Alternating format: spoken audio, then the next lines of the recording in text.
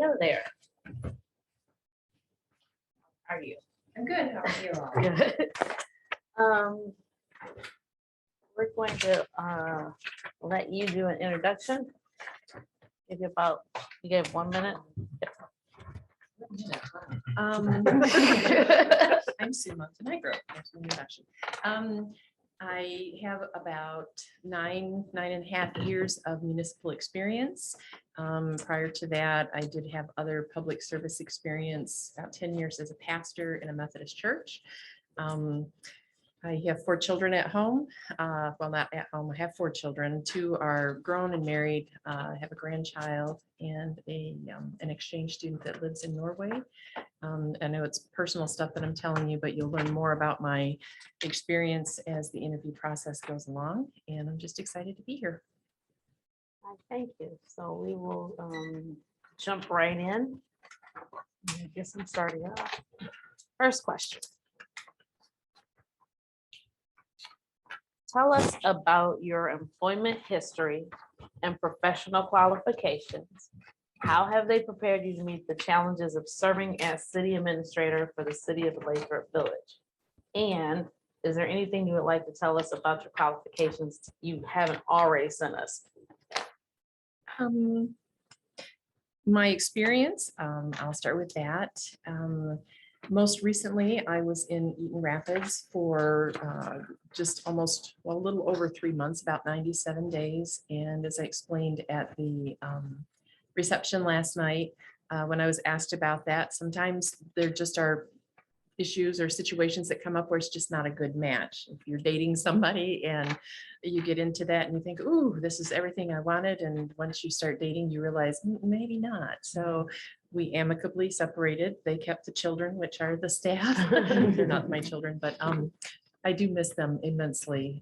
But that was my first or my latest experience. While I was there, I did work hard to do a security and risk assessment with their IT program that they had there. I believe IT is something that's very important for us to be cognizant of in today's world because of all of the phishing attempts and attempts to hijack systems. It's very important that we have proper protocols in place and have servers that meet our needs and use software that is appropriate for a governmental setting. Prior to that, I was in the city of Leslie. Their population there is almost 2,000. I was there for a little over 3.5 years, heading into my 4th year. And while I was there, I worked, you wear a lot of hats in small communities. So I helped with the DDA and their LDFA, their local finance development authority and their downtown development authority. We had water and sewer projects that we were working on. We were lucky enough to be 3 times in the action level exceedance with lead and copper. I say that tongue in cheek, lucky enough, but when you have older communities that have older infrastructure, it's just a matter of time before that happens. So it's something that I do have experience in working through Eagle to do the extra reporting, making sure that your community is aware of the lead exceedance levels that you have hit, and working to with funding sources to be able to help replace those lead service lines and make sure that communities understand that it's not lead in your water, it's in the service lines, that there is a difference there. We were also working to upgrade our existing or the existing, I call every community I've been in I still do that. But we were working to upgrade the existing wastewater treatment plant. They were looking at approximately a $7 to $8 million project there. Things had really degraded there over a couple of decades where the can had simply been kicked down the road and small improvements were made. But it just got to the point to where there was no road left to kick it down, nor was there a can left over to kick any longer. And rather than having a consent order happen for us, it was something that we were working hard with Eagle, with USDA to get funding and also working in communication with the citizens so that they were aware that rates would have to be raised as a part of that loan through the USDA to be able to repay that back, and helping them understand what those expenses would be. So those were critical conversations to have, difficult conversations to have, but yet things that we worked on very much to start that. Prior to that, I was in Owasso for 5 years. There I started out as an intern once I got out of college with my master's degree. And I also was hired 10 months later as the assistant city manager and director of community development. While I was there, we had quite a few development projects that took place. One of them was taking an old laundromat and converting that, tearing the building completely down, converting that into a Qdoba. So there was a lot of mediation that had to, or not mediation, remediation that had to happen there to clean out the soil. They had to put in a vapor barrier because we wanted to make sure that it did not get down to our water lines that we had, or to our wellheads. So there were protective measures that went into place with that. There was a lot of reporting that took place, and grant reporting that we had to do, working in conjunction with Eagle.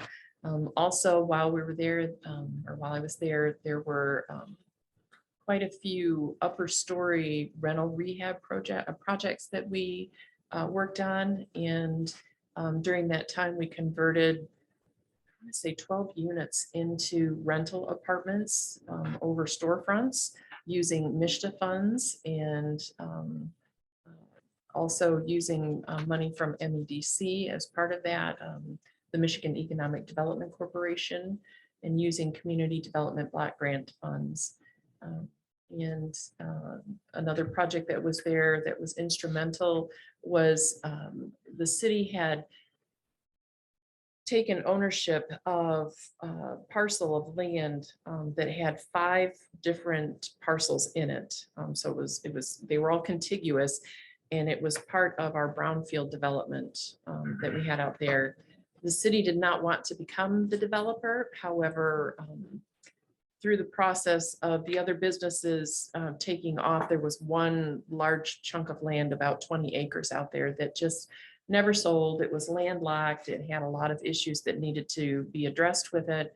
And I worked together with a commercial realtor, with our Shiawassee Economic Development Corporation, and we brought in Cargill feed to come in there to be a warehouse to store feed, not to produce it, but just to store it there. And that was an $18 million project that came into our community, that I helped to facilitate that and go to the state for funding to help with the brownfield, to be able to loop our water system and put a sewer line through there and connect a section of our city that had only one point of water and sewer that went through there. So it was a loop system now. And if something happened in one area, it wouldn't cut off water and sewer services to that end on the west side, the southwest side of the city. So those are some of the things that I bring as a city manager, and my experiences that I've had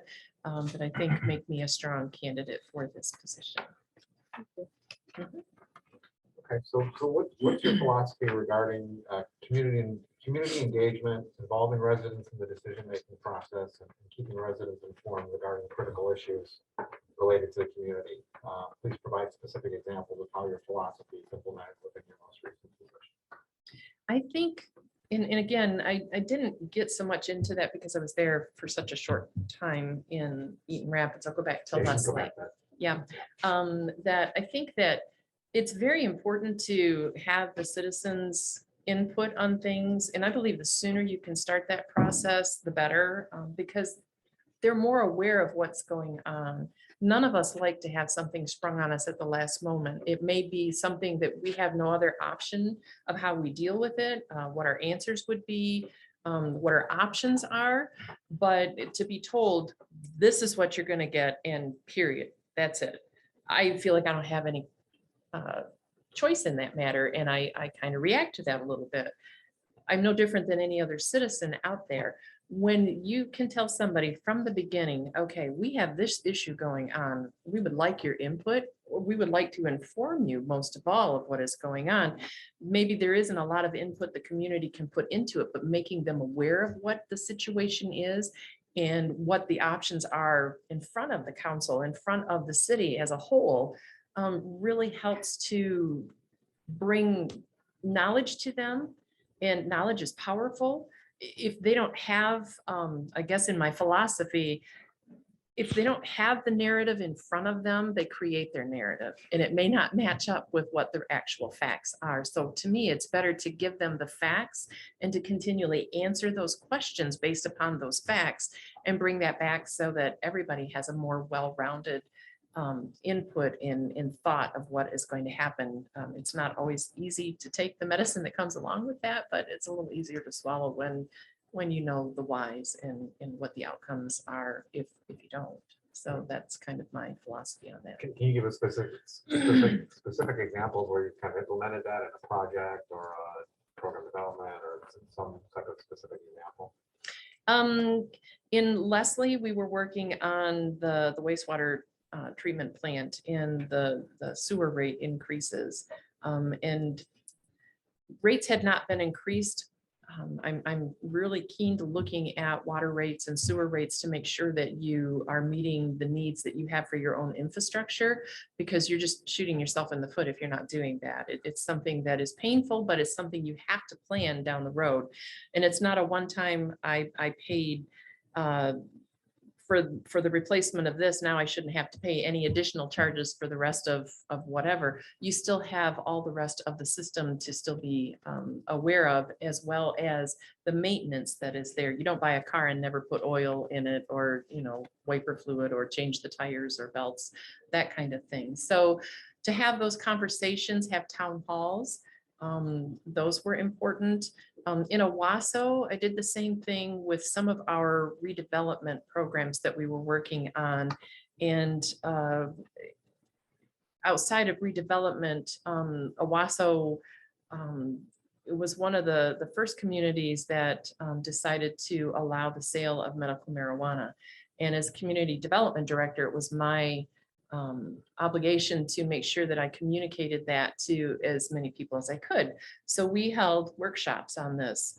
And it was great in the sense that all of the people that wanted to sell medical marijuana came to those meetings, but we had about 5 residents out of 15,000 people that showed up. And I thought, oh, I'm not getting anywhere with this. So I made a point to go to where the people were at. I started going to Rotary Club. I went to Kiwanis Club. I went to our Shiawassee Chamber of Commerce meetings, and I would speak at those. I went to our DDA, to their business owners meetings that they would have, and I would speak to the business owners just to help people become more informed, so that that communication got out there. You have to be creative in this role, because not all, as I said last night, you know, the tricks in your bag may not fit every community. So you have to be open in how you are willing to get out there and meet people and have those conversations that are necessary.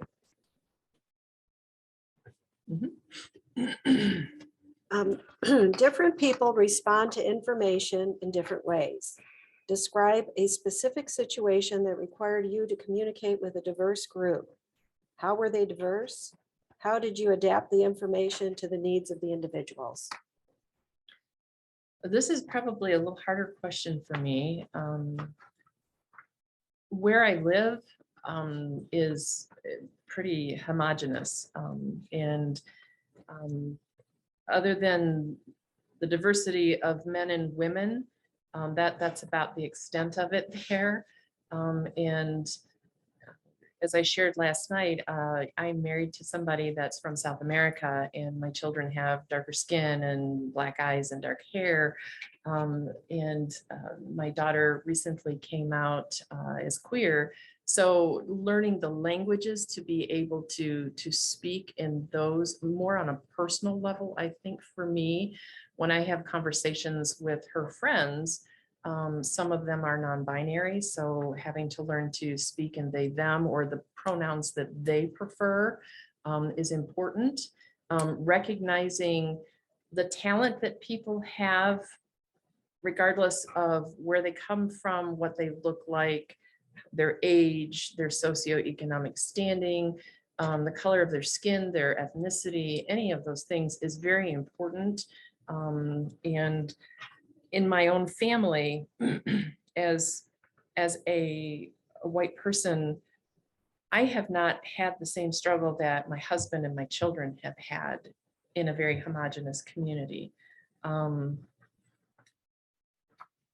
Those things bother me immensely. And it's a personal thing. It opens your eyes. You don't understand that until you experience it. And again, I have not experienced what they experience. I've seen it through their eyes, and it hurts.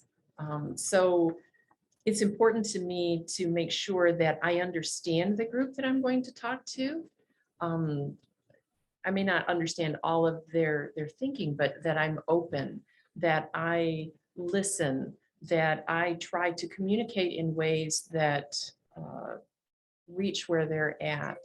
And more importantly, that I glean back from them better ways that I can continue to communicate, or we can communicate with each other. It's very important to do that. And I think had I not married my husband, I may not have had that eye-opening experience. I've always thought of myself as more open, but we all have those unconscious biases. And it's important to recognize that and be aware of those so that you can learn to address those and find ways to overcome that and be more open to people. So it's a growth area for me, definitely. I think that answers the second part. Should I keep going? No, I mean, it's up to you, but I think that answers. Does everybody feel she answered that?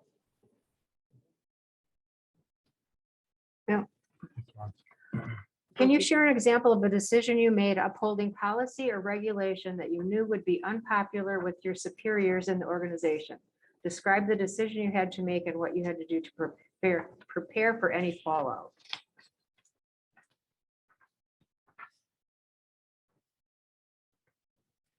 I debate on this one to share what happened. Well, I've started that door. I'm just gonna keep walking through it. It's very important to respect each other's roles in what we do. It's very important to work well and cohesively together, and I strive for that very much. I believe that the Michigan Municipal League offers services that are invaluable to communities to come in and help us understand what council's role is, what administration's role is, and how we work well together. And that was something that I proposed to the city that I was most recently at. We had a new mayor, we had a new mayor pro tem, and we had two new people that had been elected that had never served before. Both the mayor and the mayor pro tem had served as council persons previously. Plus, you had a new city manager. So there were 5 new people. We had a couple of new people that had been hired in additionally as department heads. So it made sense in my mind to bring in the municipal league and help us all learn through this. So it was an important thing. And initially it went over well, but then it didn't happen. And here I am today. So that's why I hesitated to share that with you. My goal was to have it be an open, communicative process, but it just did not work out. I think that's the first time that I've ever had to communicate something different to my superiors that they weren't as keen on. Usually I work in tandem with the council and make sure that we're all on the same page going in the same direction in those things. So I don't have those issues. pop up. So that was very much another eye-opening experience. So I'm not sure I answered your question on that as well as you'd like, but That wasn't my question, so I'm not sure what they were getting at. oh, I'm sorry. Well, no, no, no, but the I- question that you Yes, asked me, yes, so yes, yeah. So, Well, thanks for sharing that. That's- I'm Yes. sorry, Good but example. This was a Thank good you. example. you're welcome. I'm transparent too, so I try to be very much. Can you please provide an example of one specific challenge you faced in the creation of a city budget? What did you do and what were the results of your actions? Challenges are always having enough money to do the projects that you want to be able to do. I have been a part of budget processes before I became an administrator, where we had to slim down staff because we just did not have the funding to keep everybody. And we looked for ways to be able to either keep people part-time or have a flexible schedule, something that would, where people would want to stay on. I'm glad that in my further appointments, I did not have to do that because that's very hard to do. Now I look for ways for us to streamline processes that we do internally in projects. I think that's the hardest thing. Looking at budget preparation, it's very important to know what your revenues are so that you know where you have flexibility and where you don't. And if it's something that is a capital improvement that you need to do, but you can put off for a year and save money toward that rather than taking on that entire expense at that time, or looking for grant dollars to match up with that, that helps to save the budget a bit. If it's operational costs, that's a little harder to do because having to trim down budgets, it's hard when you're working on a tight budget to begin with to slim it down even more. So I'm not sure I answered your question. If you would repeat that one more time, I just want to make sure I'm not missing anything. Please provide an example of one specific challenge you faced in the creation of a city budget, and what did you do and what were the results of your actions? So now that I've said all that, I'll go back. While I was in Leslie, our TIF plans, our tax increment financing plans, expired for both of our Downtown Development Authority and our Local Finance Development Authority, our DDA and our LDFA. So those both had to be rewritten. What that did is that reset our tax base. And all of a sudden, the capture that you were getting that was in the hundreds of thousands was like $12,000. And that's not enough to be able to run programs on. So it was something that we had to figure out, how are we going to administratively help those programs function, and have conversations with council that there are some things that we're going to have to look for volunteers to be able to do. It doesn't save as much money as $80,000 or $90,000, but some of those things that we were able to implement were through the general fund or through our water or sewer fund, if it was something that would benefit that area, that district. So those were some of the budget items that we had to look at and really struggle with to come up with answers to how to meet that. You specifically been responsible for creating a budget? Yes, I have been specifically, that's been my responsibility since I've been a city manager. Great. Thank you. Mhm. I think that answered the question. All right, thank you. Next, please describe your experience in the areas that I'm gonna say. What is the extent of your experience, and did it cover the following? So the first one is supervision of staff, just to describe your experience in the areas below. And I saw it on your resume. Okay, are you gonna go one at a time and then I'll answer them? 'Cause we can- Probably so. Awesome. Okay, thank you. Otherwise, I was prepared to write, so. Supervision of staff. When I was an assistant city manager, I had a staff of 12 people that I oversaw, different departments that would report to me. building department, assessing the planning and zoning portion of that, and Main Street program. I oversaw, we had a director, Main Street director, but that was one of my responsibilities as well. I've overseen all of the staff in Leslie. It was a small community. We had 12 full-time members. I was 14 when I left. And in Eaton Rapids, there were a total of 54 or 57 full-time staff, but there were 9 direct reports to me. Overseeing that, I make it a point to really get to know the people that I work with. They're the backbone of the organization. And without them, I've always said they can do their job without me, but I cannot do my job without them at all. So it's very important to have a good, strong working relationship with them. And the supervision of that has also included doing evaluations. I have had to fire people. I've had to discipline people. I'm much more of somebody that I'd rather find out why something is happening than just go in, guns a-blazing. That's not a good term to use anymore, sorry. Go in with my temper flared. I would rather go in and find out what is happening with this employee. Is there something that is going on in their personal life that's affecting their day-to-day work, or is it something that is a little more extensive than that, and then try to work with them. We had somebody in one of the communities that started missing work, and he had been a good employee up until that point. And we sat down and talked with him, and he shared that through his experience in the Gulf War, that he still had PTSD, or he had developed PTSD. And even though he had worked through that initially, it had started to flare again with him. There was something that was triggering.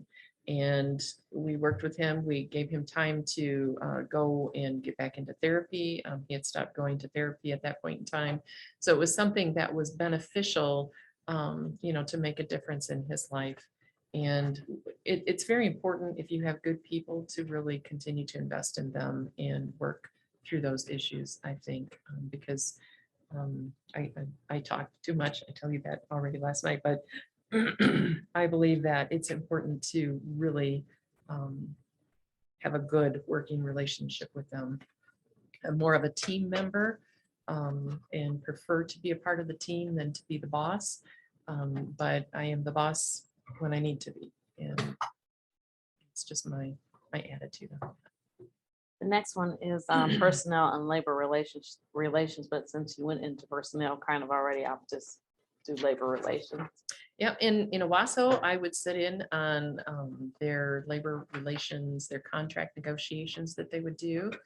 And that was an important experience for me. I always try to have takeaways from everything that I do. And one of the things that I thought was hard for me is to watch the process where everybody would leave the room all upset. There wasn't any of that. Let's work together. Let's see how many technical or temporary agreements that we can get on things and work through till we get to the meaty stuff where we really need to compromise on things. I'm more of a person that wants to work through those negotiations and have input back and forth. I don't want to just come in and this is how it's going to be, and either you take this union contract or we don't have a union contract. Those do not go well. I don't like to be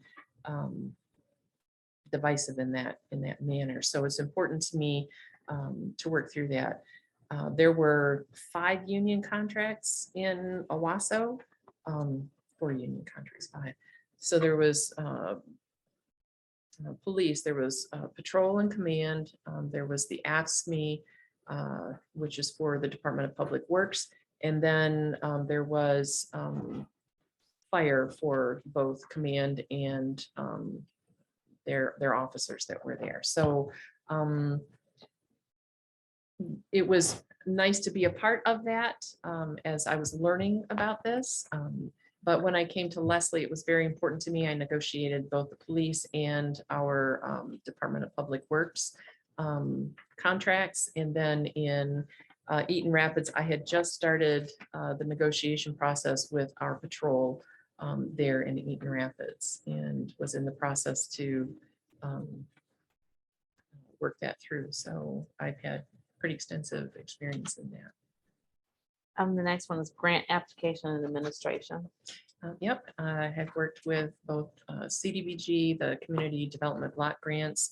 I've worked through MEDC and the Michigan Strategic Fund, through Eagle, through their SQUIF loans. They've got a whole bunch of acronyms of different things that they do, but working through, at the time it was DEQ, but their processes and programs, working through rural development, USDA rural development, through MISTA, through their housing programs. So I have done a bunch of that. Some of those, they require you to have a third-party administrator to come in, but I always track the dollars on that, no matter what. I set up my own spreadsheet because I want to make sure that everything matches up in that, where the money is going. And there have been times when I caught discrepancies on things, and it's important to make sure that you're on top of those. And did you write some of those grants? It sounds like you obviously administered some of them. But did you write Yep, I some of have them? written some of those. Also, I wrote grants for, oh goodness, through the county, through Ingham County, they had a park grant available, and I wrote for $600,000 worth of park grants. And they were going to award in phases, so 300,000 of that was going to be awarded this year. Yes. Yeah. Next one is intergovernmental relations. When I worked in Owasso, it was very important to work with the communities that we were surrounded by. There was Owasso Township, Caledonia Township, City of Corunna, City of Owasso, and there's one other township I can't remember the name of. But we had a river that ran through all of those, and we were trying to create a walking trail that was more than just a little beaten path. We wanted a nice 10-foot wide trail system to go through there. So we created the, I have it in my resume there, it's a joint.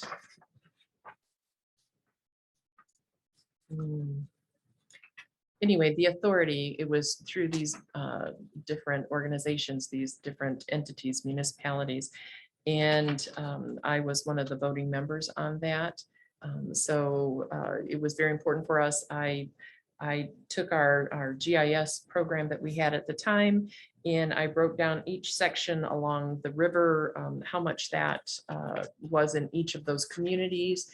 And then the cost to do the trail system through there, what that breakdown would be for each of those for the maintenance portion of that, the cost to be able to clear brush, cut grass, those types of things, maintain that, put in park benches, those types of things.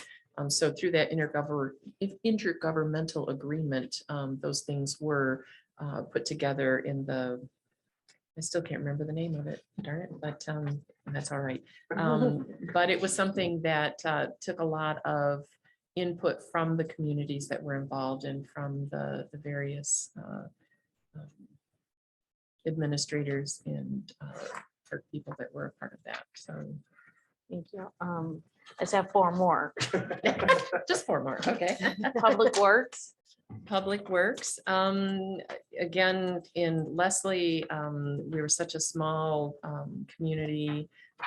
We would go out and help hang lights at Christmas time. We would help with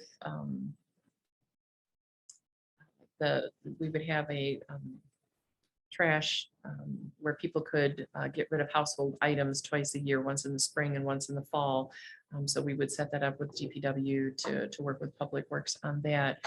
Oversight of Public Works, it's very important to understand where your major streets, your minor streets, your local streets, your arterial streets, what gets funding through MDOT or through the county, and what is your responsibility locally. It's important to understand your infrastructure.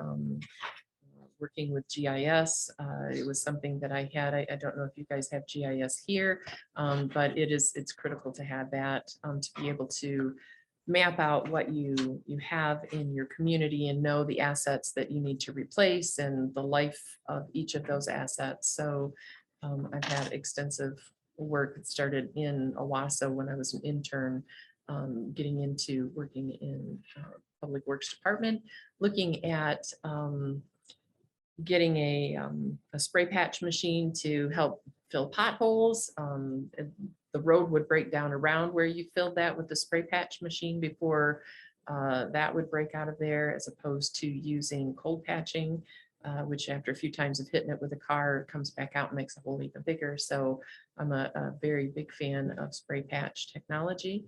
Also worked to get a leaf or street sweeper for the city, did the RFPs with that. So that's my experience there. Thank you. The next one is information technology. As I shared last night, I probably have a little more extensive knowledge in IT than a lot of people. My husband is a software developer, so I've had these things put into my brain since we've been together. The importance of making sure that you have a strong network, that your servers are up to date, that you follow protocols that are necessary. I've been a part of in both Leslie and in Eaton Rapids of working to update the IT systems that we had, and working to make sure that the security risk assessment was done in both places to make sure that we didn't have any gaps, or we knew what those were and we could address that and get those taken care of. It's also important to make sure that you have asset management, that you know how old your computer systems are, and that you get into a cycle where you can replace computers every single year so that you don't wind up with 20 computers that all need to be replaced at the same time. It's a lot easier to replace 2 or 3 or 4 a year than it is every one of them. And then also, usually once you update just so much, you have to replace your printers as well because they don't work with your new systems. And yeah, so that's kind of my experience there. Community engagement. I've touched on that a little bit, I think, in my things that I've talked about. I love to talk. I love to listen. I love to get to know people, you know, and ask questions about them. It's really important for me to be engaged in the community. I usually work to encourage communication back and forth. In Leslie, they had the local library that would hold community discussions. And I would go to those, and you know, when people found out that I was the, excuse me, the city manager, the questions would go very specifically, you know, to why is this project not done, and what is going on with this, and questions, how come our road is closed for so long over here, and why hasn't this been addressed? So it would feel like I would hijack the meeting sometimes, which was not my intention. But once those questions got answered, then it became easier to become more focused on what can we do to bring people into the community? What are things that the community wants here that's important to you? So it's important for us always to be listening and to be a part of that. So that community engagement is very important to me. And the last one is program development. Program development. I believe that the things that we do, again, it's important to look at things that are important in your master plan. I've read through portions of that. I skip and go to the back, you know, and try to read what the goals are and things. And one of the things that I noticed there are the need for bike lanes. I see as I drive around through, and I did drive Bloomfield Drive today, or Bloomfield Road today. It's beautiful through there. Potholes there. Working on it. Yeah, and it's all a work in progress. But Those are things, I did notice that you had some of the sharrows that are on there, that have the bike lanes that are indicated. And I love that. That's amazing. But being able to be a walkable community, I looked and I saw people that were out walking in your community. Looking at those things and seeing what are programs that we can develop that meet the needs that they have. In reading through some of your previous budgets, I noticed that you hired people in your park system, in the parks, to be able to facilitate some of those needs. So program development of that nature is important. And I know I bring, even from my church days, developing programs that have outreach to the community, building youth programs. I took a youth group from 2 or 3 kids a week up to 27 in a very short period of time. And you feed people, people come in. I know with public dollars, it's harder to do that. You can't feed people, but I'm not opposed to throwing a packet of hot dogs on a grill somewhere and, bringing hot dog buns out of my own pocket to do that, and just sit down and have that conversation. It could be, I'm creative in that essence, I guess.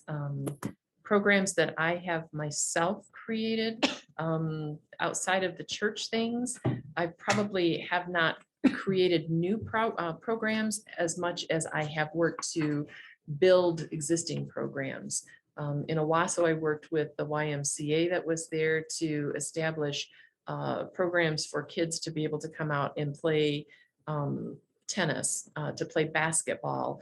We worked in partnership in the one park that we had a splash pad in, that we had people from the Y that would take care of the bathrooms and manage the bathrooms there so that they were cleaned every day, in exchange for them to bring their kids out to use the splash pad and have access to that several times a week. So it's programs that you work in conjunction with other people, and that's my program experience. That was it.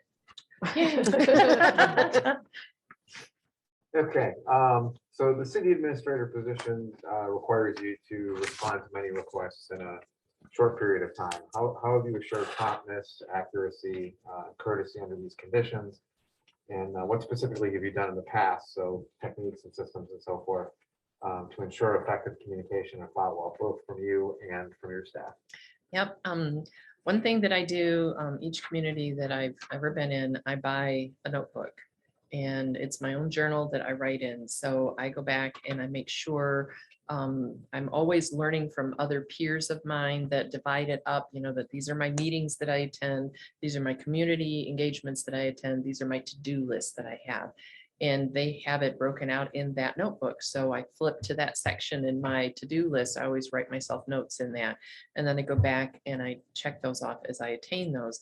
If it's something that I need to do tomorrow, I send myself a text message because I'm older now and I forget if I don't do that. I have my greatest moments in the shower where I have no access to any of these things. It's when my brain works best, I think, and pops back all of these things into my mind. But I found, for me, if I send myself an email, it gets buried. But if I send myself a text message, it's something that's glaring. I still have that text message that is there.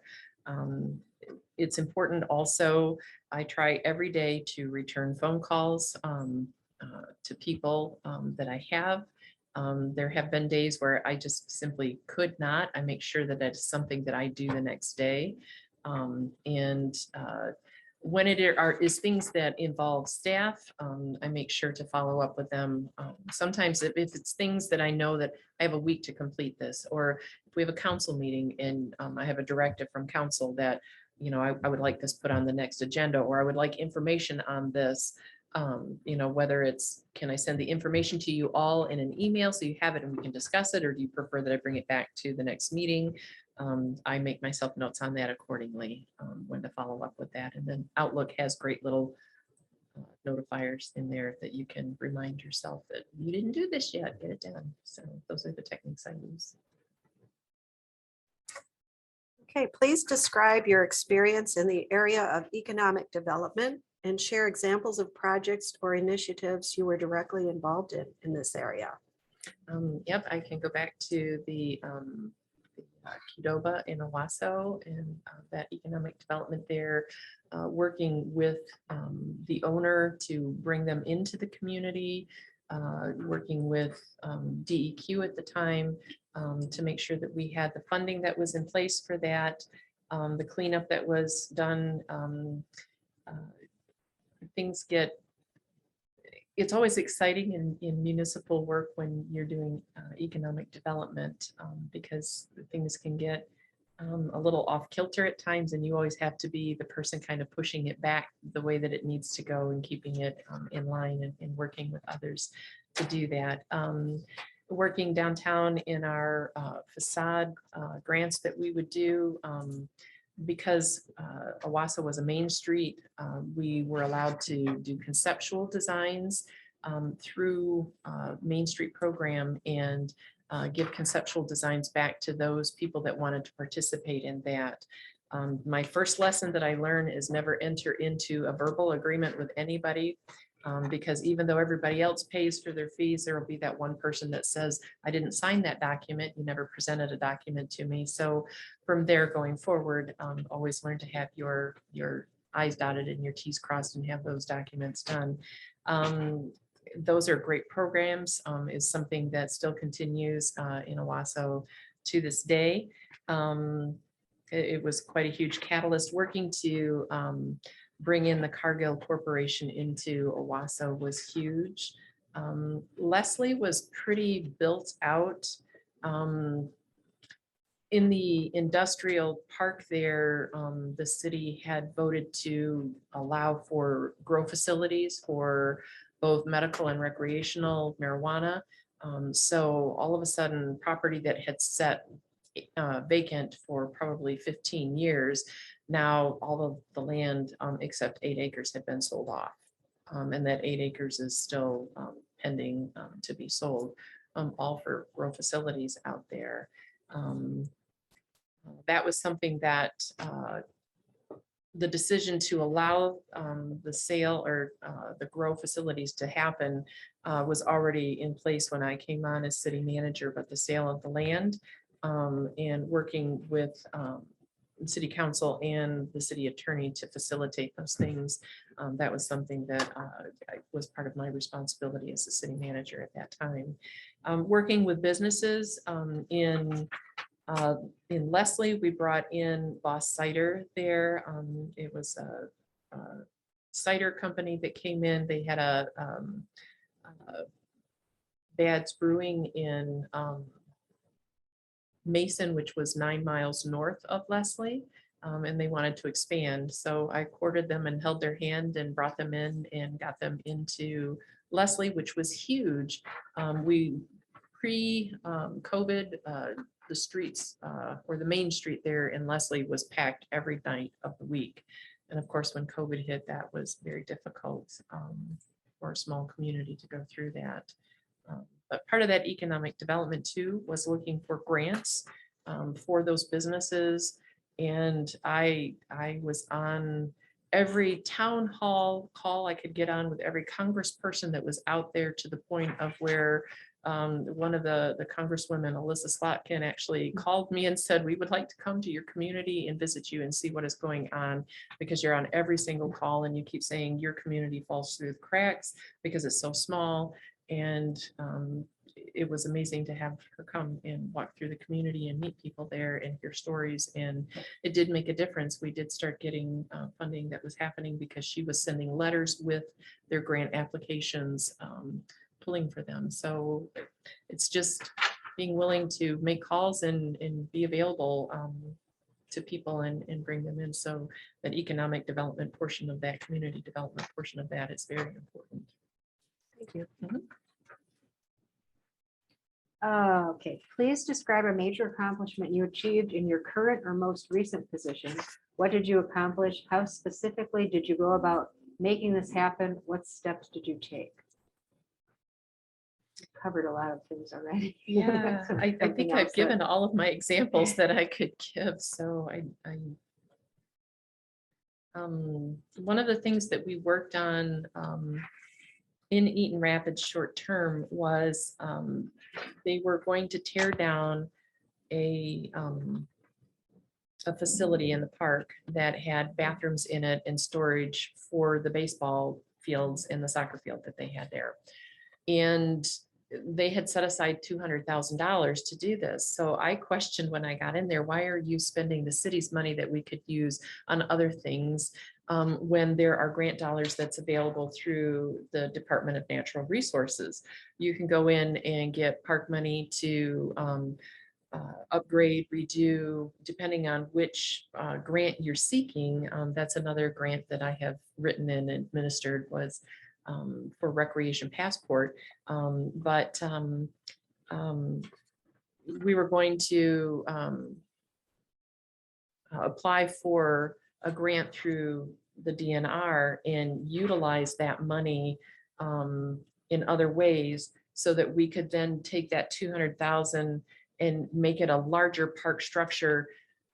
So because this area was right in the heart of the downtown, Eaton Rapids, if you've never been there, is called the Island City.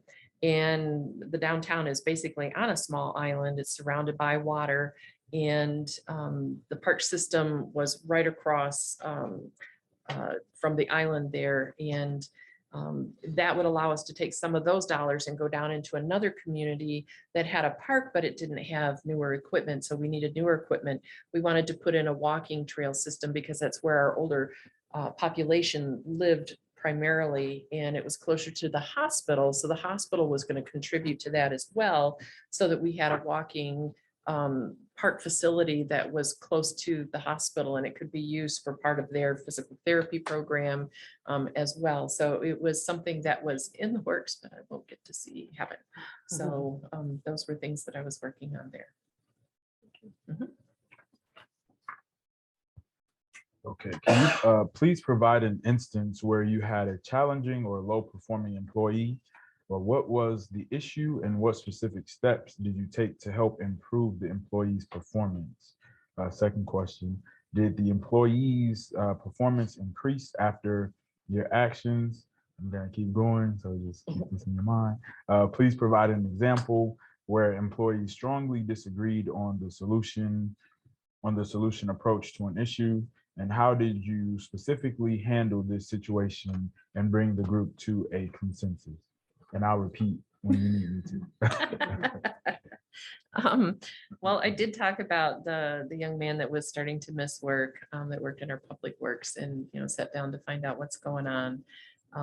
It's one of the key things that it's why I love what I do. We have so many peers that we work with that are in other communities that it's really nice when you network with them and you ask questions. How do you handle this? What do you say? Or the training that you get into that helps you realize that, we all have life issues, life situations that we face. And it may not be that this is a person that just shows up and, clocks in and, yep, I'm taking the time away and okay, I'm done. Now I get to go home. I put in my 8 hours. You don't know what happens. So ask the questions. That's the first thing that I want to do, is make sure I understand what the issue may be. I've had the instance where I had an employee that improved after we did that. And then I had another employee that we sat down and we talked about, this was an IT issue, that they were sending personal information, including social security numbers, to the insurance company that we had, rather than going through their portal to upload securely. And I talked with her and said, you can't do that. We can't guarantee that our system is secure. We can't guarantee that their system is secure. And once you put it out there, it's out there. And it happened to be my social security number, my husband's social security number. So I was even a little more engaged in this. So we had a plan of action that, you always ask whenever it's personal information that you have on somebody, that's their home address, their phone, any of those things. You can Google me and my address, my phone number, those types of things all show up because I have it on my resumes that go out. But I certainly don't put my social security number out there.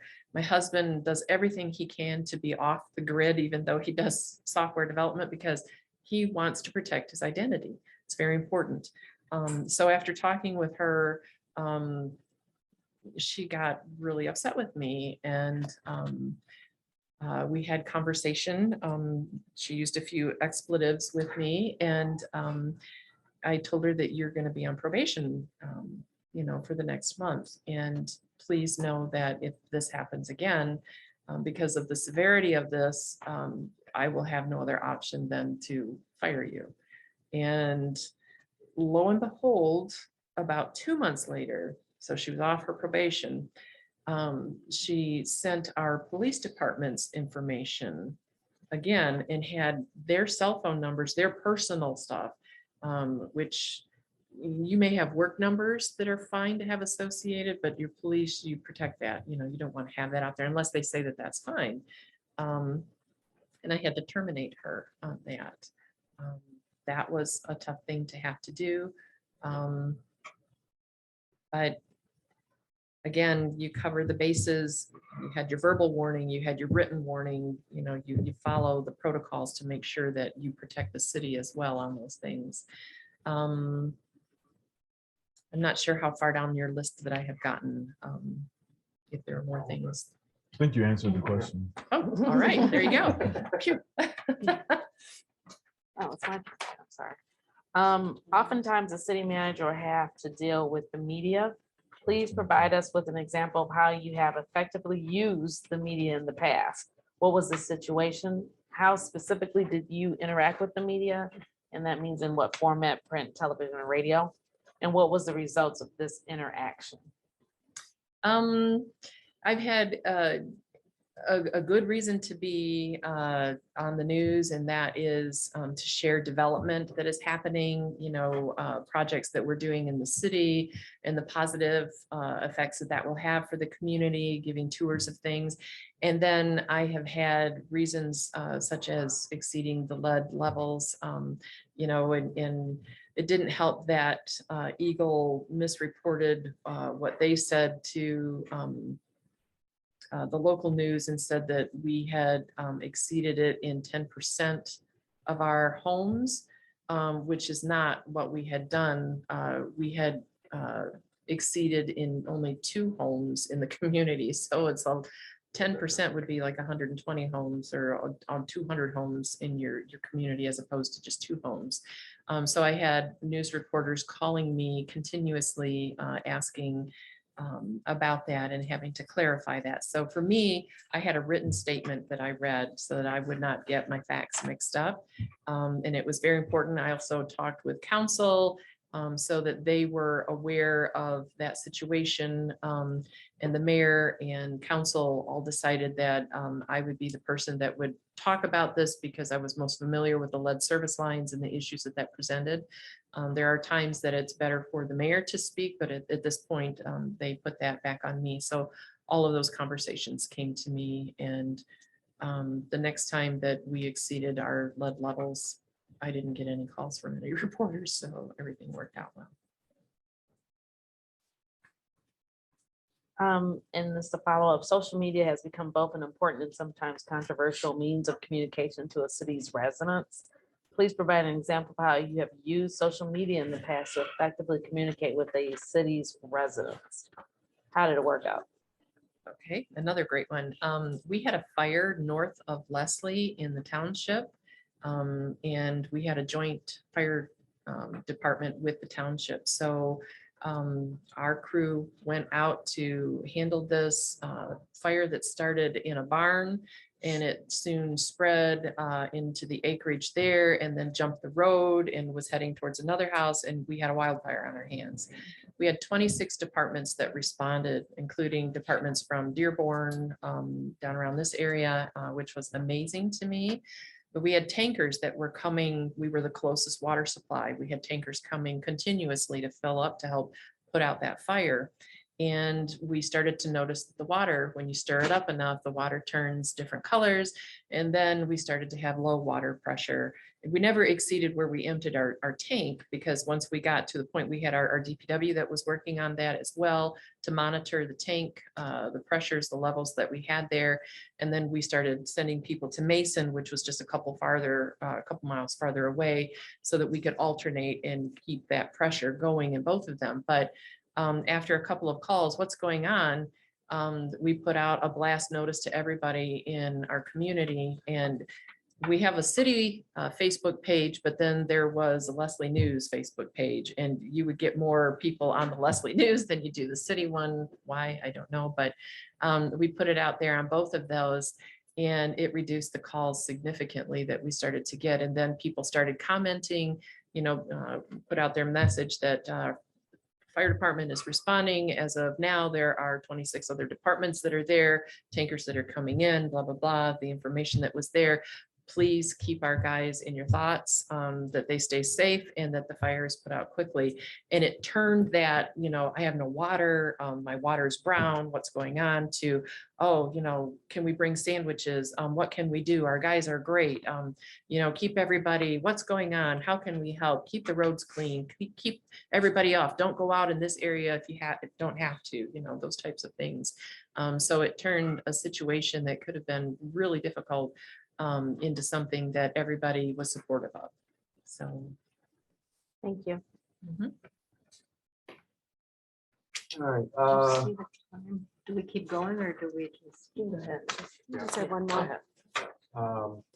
so can you describe your communication style in detail, and specifically how you will communicate, to keep the mayor and city council informed?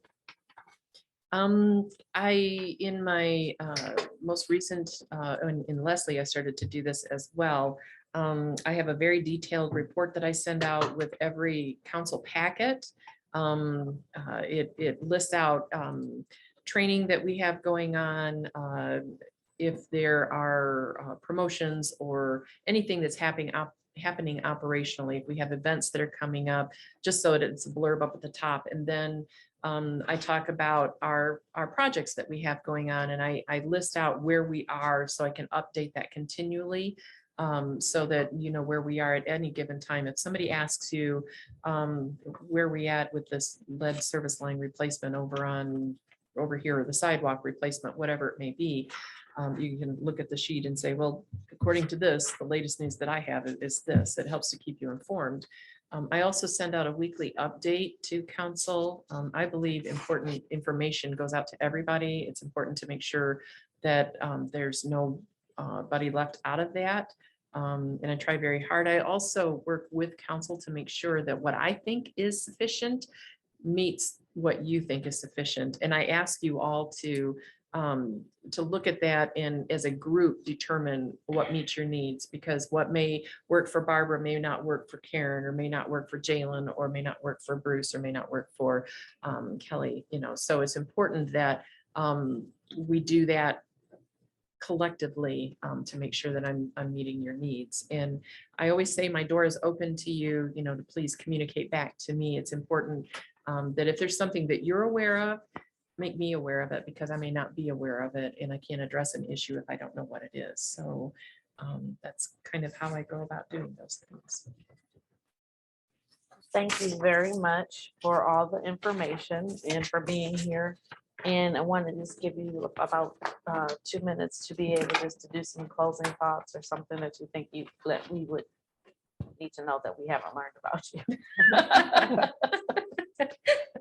As I say, I talk a lot, so you probably know pretty much about me, who I am as a person. My daughter tells me I'm a mom to everybody. It's just my nature.